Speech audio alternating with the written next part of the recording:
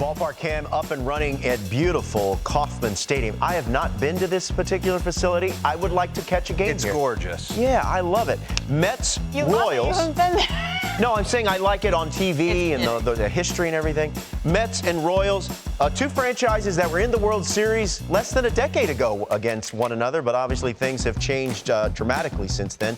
This game comes your way a little after 8 o'clock Eastern time, but 7 o'clock local. And of course, DeRo and Dan, when you talk about the Kansas City Royals, right now, it seemingly would start with Bobby Witt, the young shortstop. This is his ranks in the season, tied for third in games. I mean, various top 5 in various categories. OPS plus in the top 15. Stolen bases, first among shortstops right there.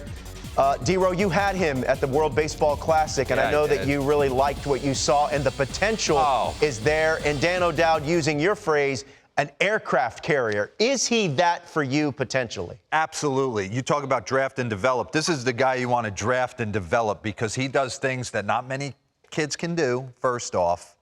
He's got baseball acumen. He's got it all. But I go back to having them with the WBC. The first conversation, I said, Bobby, I'll do my best to get you out on the field, but obviously you got some big dogs here. You're the youngest guy. He's like, I don't care. I just want to be around it. Wow, that's great.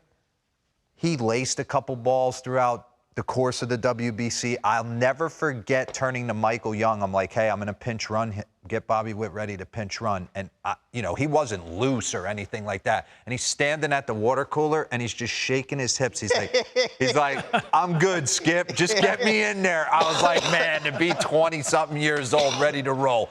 But I wanted to dive in on him because he took Johan Duran on a buck-o-2 walk-off granny, and it kind of lit me up again. And when you start to dive in on his rate stats and metrics and what he does, he's one of the fastest players in the game. He's got stupid pop, playing defense at an elite level, so I want to jump in. There's not too many guys that can rush a heater by him. 97, top of the zone. Anyone who's been to Kauffman, 410 to dead center is crazy. How about pulling the hands in right there? And then Mr. Over hangs a slider in the middle of the plate and he gator arms it. But I want to go back real quick to the Duran AB, okay? Because this is just battle mode.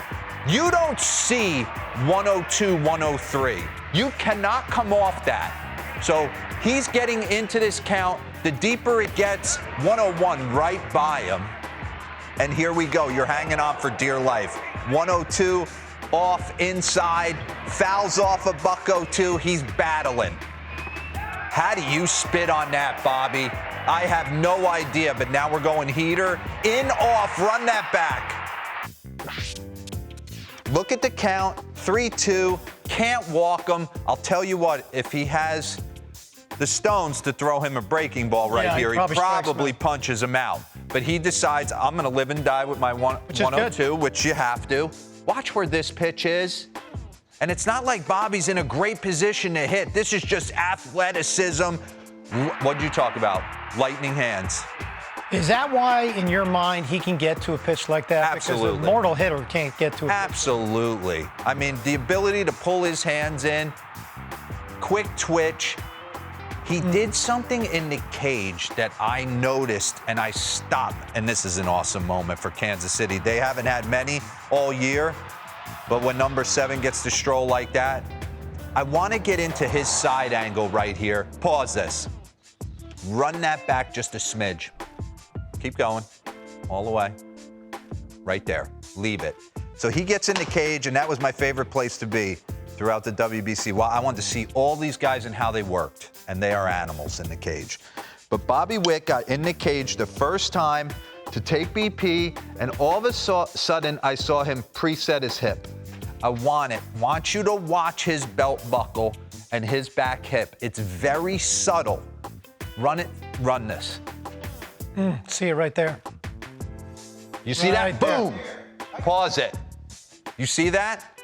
So I stopped it. I said, what are you doing? Why are you doing that? I mean, Aaron Judge, you think about hip coil and all. And he said, my only trouble when I struggle a little bit is I get out on my front side. So I want to almost preset my back hip. And once you do, you kind of slide your left tush cheek to the front. Bang! You kind of can't go forward. It's pretty incredible. I ran home. I was like to my 13-year-old boy, we're presetting that back hip. I'm not kidding. Run this. And he still has a tendency to leak a little forward. He kind of cuts across his body. Watch it. Boom. Run that back. These are subtle moves. Run it back to the beginning. Go. There it is. Bang! There, Wow. yeah. Wow.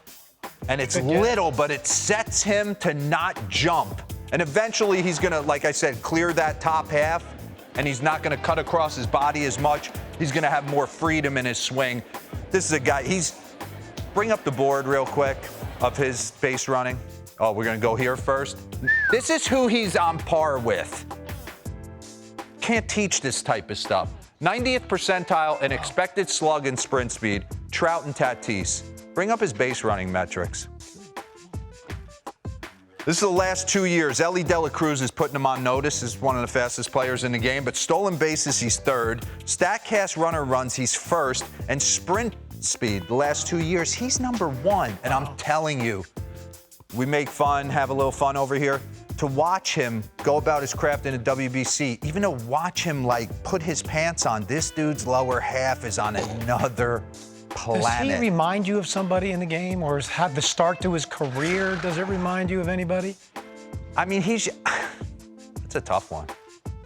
Yeah, for me it is. He's got like too. a Robin Yount feel to He's me a with type. the hair. Yeah, absolutely. You know He's the type of guy you start comparing other players to. Get back into the video here. And the defense has got better. The one thing I do see being around him for a couple months, he is in his head a little bit about the way he throws. He kind of wants to push the ball Instead of getting behind. instead of getting through it. The reason I bring up Barry Bonds, we just brought up Tatis and Trout. We brought up he's the fastest player the last 2 years. We all know what Barry Bonds became, but his first 250-plus games in a big league uniform, he's pretty much on par. Players with Bobby Witt Jr.'s home run and stolen base total, first career 256 games. Look at the names. Good Wow. grief. Eric Davis, That's Mike really Trout, good. Bobby Bonds, Barry Bonds. Give me the side-by-side with Barry. First 256 games. Well, that Average gives you is- perspective to how, if you're patient with Bobby Witt, what's going to happen in the future years. I Yeah. mean, this is what an aircraft carrier looks like. He's got That work on to base, do, yes, but the on base percentage number, that has to grow. His command of the strike zone has to take another step. If it does, my gosh, the ability to do things that other people can't. Yep. Right? And now we just got to develop. And that organization, that team right there, they need this young man to turn into that kind of player. And in 2026, when the WBC rolls back around, I told him, I said, you might be the one that's kind You're of the veteran guy. Yep. Exactly.